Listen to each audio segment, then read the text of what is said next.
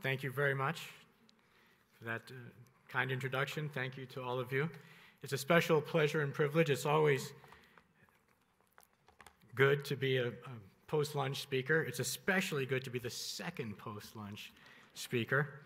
So I will be especially brief and cogent. Congratulations to the American-Turkish Council on your 31st annual conference. It's got off, I think, to a spectacular start. President Armitage, Jim. Very illuminating discussions. I've learned a lot already this morning, and I won't recap any of that. So let me just do a very short version. I won't use all the material that I actually prepared. I have instead this card, which I showed to you last year, which you'll remember. It lays out our mission. It has a statement from President Obama there, which is always an authoritative statement to quote. This is our mission card. We all carry it with us. And the president said when he visited Turkey in his first overseas trip as president in April 2009, that our purpose is to renew the alliance between our nations and the friendship between our people. And we've heard all morning long about many examples of the way in which we've worked on both, all we've accomplished in the past less than a year since your last conference. I think we've also heard, too, of the challenges that lie before us. Hüsnü Bey, with your very inspiring story, you pointed out, as Rifat Bey did as well, that the trade and investment relationship between our two countries is not nearly where it should be, and that's something we're focusing on very much. As we talk about the process of renewal, that is the mission that we've been given here. It's what ATC has been working on all this time. People like Jim Jeffrey and I, Sharon Weiner, can remember from early in our careers when there was no ATC or ATC was young, that there wasn't much of an ecosystem of Turkish-American relations. It was largely government to government, state to state. There was an important industrial economic component, but it was mainly in defense and aerospace. The military-to-military component remains very vital and important and fundamental today. So does aerospace, so does the defense industrial cooperation relationship that we've heard. But now we're broadening that, whether it's in business, trade and investment, or beyond that, in people-to-people relations, in the friendship between our people. We've heard from people, Turks who have been educated in the United States, Americans who have fallen in love with Turkey. I think all of us in this room fit into one of those two categories, if not both. Hüsnü Bey, with your inspiring story. Earlier today, we gave an award also to Hamdi Bey, Ulukaya.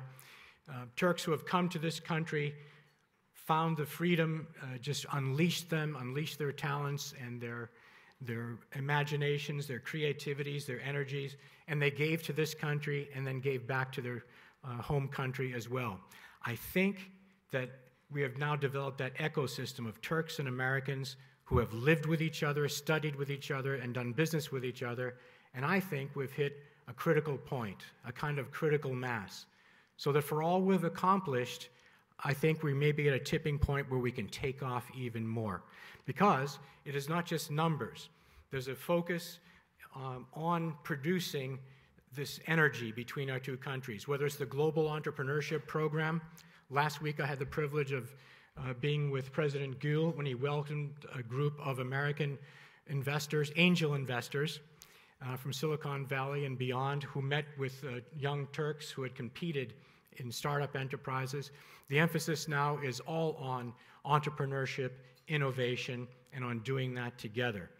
There are people all across this room and beyond sitting in Istanbul today who are giving back to the two countries, who are educating people in both sides.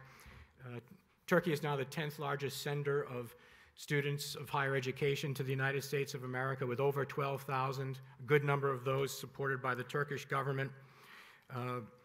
We have new universities of all kinds, private ones, TOB itself, who are not only starting American studies programs in literature, but also focusing on entrepreneurship, business, innovation, science, and technology. All terrific stuff. It's very, very exciting.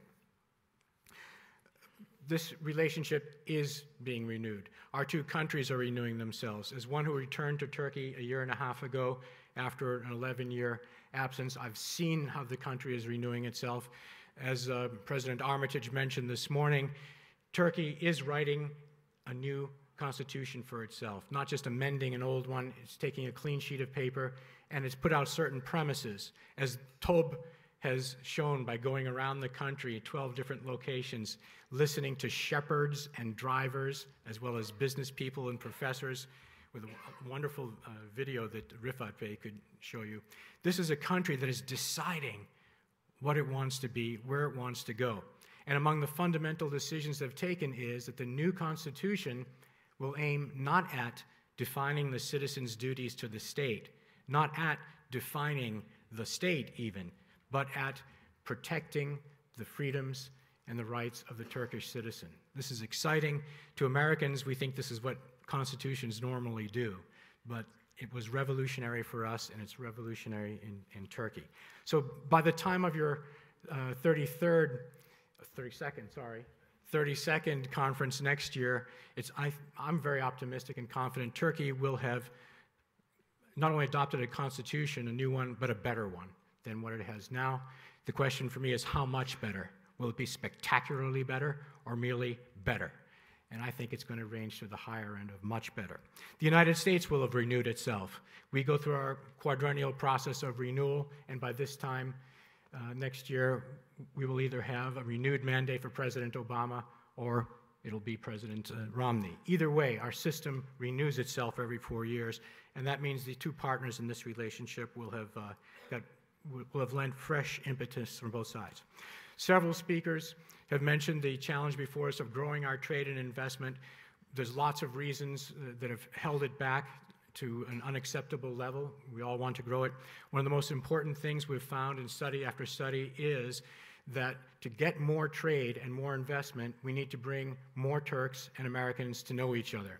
That's what ATC does. That's what so many of the new groups that are out there.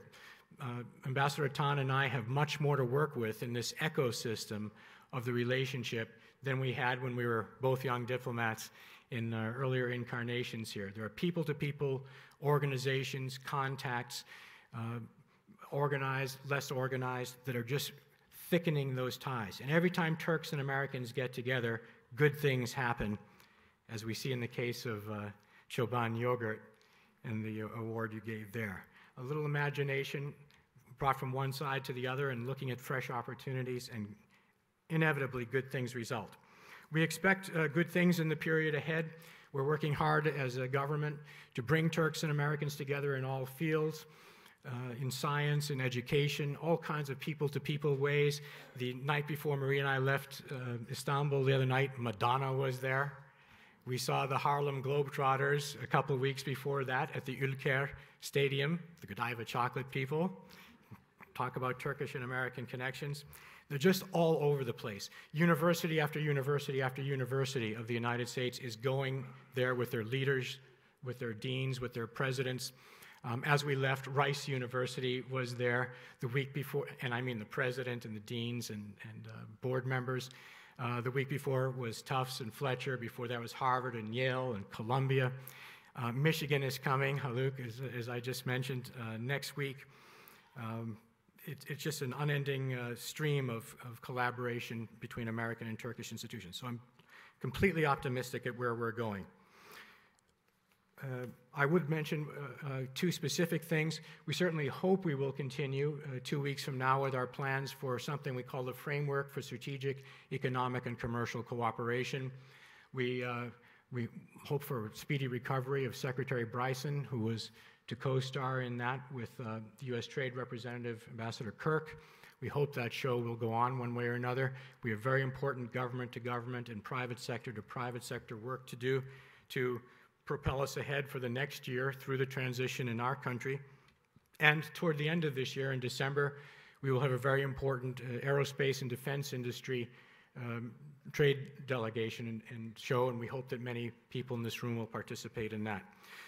To all here, again, I commend this short version of what we're about as the U.S. Embassy, and I would submit the American-Turkish Council. It's all about keeping this relationship renewed, keeping the alliance renewed, and the official, strategic, mutual defense parts of our relationship, which are as vital and important as ever. Syria won't be solved unless Turkey and the United States are working together. How Iraq will turn out, won't turn out right unless the United States and Turkey are on the same wavelength and working to bring our influence to bear. Iran, even the problem areas of Cyprus, the Caucasus, the Balkans, we need to be working together as closely as we ever did during the Cold War. So with that, thank you all very much. Good luck and congratulations to ATC. Keep up the renewal.